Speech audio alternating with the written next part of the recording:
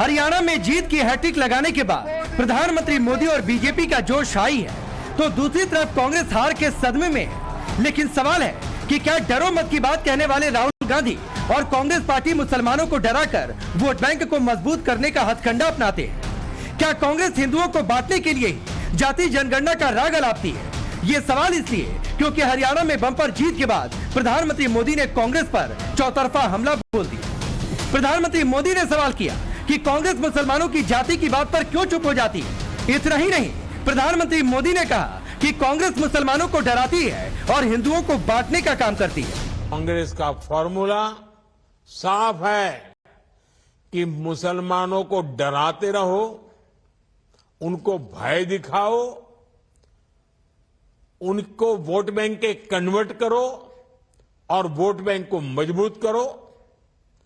कांग्रेस के एक भी नेता ने आज तक कभी नहीं कहा कि हमारे मुस्लिम भाई बहनों में कितनी जातियां होती हैं।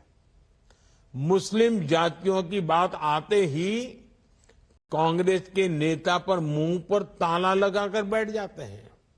लेकिन जब भी हिंदू समाज की बात आती है तो कांग्रेस उनकी चर्चा जाति से ही शुरू करती है।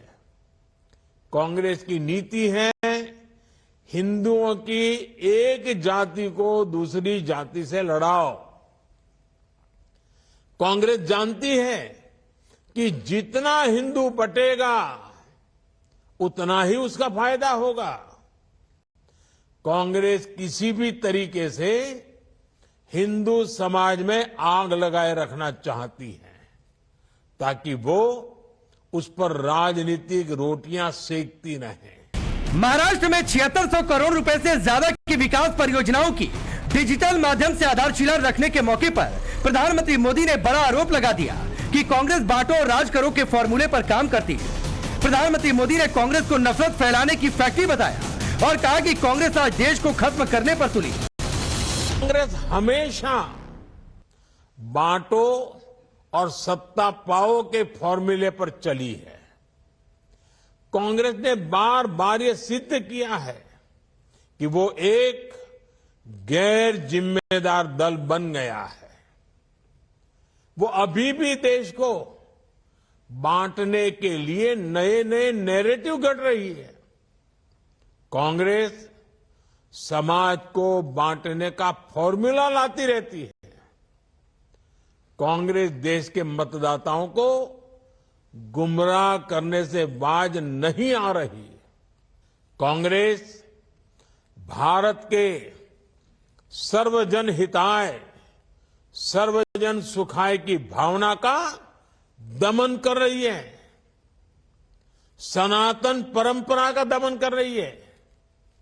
जिस कांग्रेस ने इतने वर्षों तक देश पर राज किया, वो सत्ता में वापसी के लिए इतनी बेचैन है कि हर रोज नफरत की राजनीति कर रही है। नफरत फैलाने की सबसे बड़ी फैक्ट्री बनने वाली है। ये गांधी जी ने आजादी के बाद ही समझ लिया था। इसलिए ही गांधी जी ने कहा था कि कांग्रेस को खत्म कर देना चाहिए। कांग्रेस खुद खत्म नहीं हुई, लेकिन आज देश को खत्म करने पर तुली हुई है।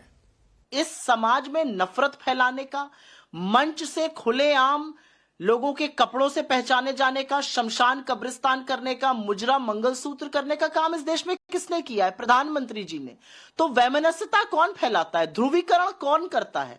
असलियत यह है कि प्रधानमंत्री जी अपने ऊपर जो आक्षेप लगते हैं उनको लगता है वो दूसरों पर लगा सकते हैं।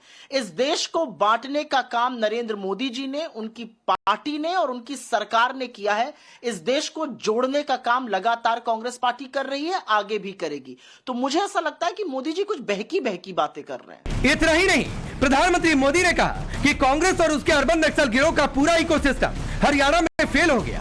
जनता कांग्रेस के इरादों को भांप गई। अब बीजेपी का मिशन महाराष्ट्र और झारखंड है। सवाल है, क्या हरियाणा की जीत का मंत्र बताने के साथ साथ प्रधानमंत्री मोदी ने आने वाले विधानसभा चुनाव में जीत का एजेंडा भी सेट कर दिया? सवाल ये भी है कि हरियाणा में मिली करारी हार के बाद कांग्रेस हार के कारणों पर मंथन करेगी या फिर अंदरूनी कलह में डूबी रहेगी। सवाल ये भी है कि अगर कांग्रेस मुसलमानों की गोलबंदी से वोट बैंक को मजबूत करने की बात करती है तो क्या इससे बीजेपी का हिंदुत्व का एजेंडा और मजबूत होगा।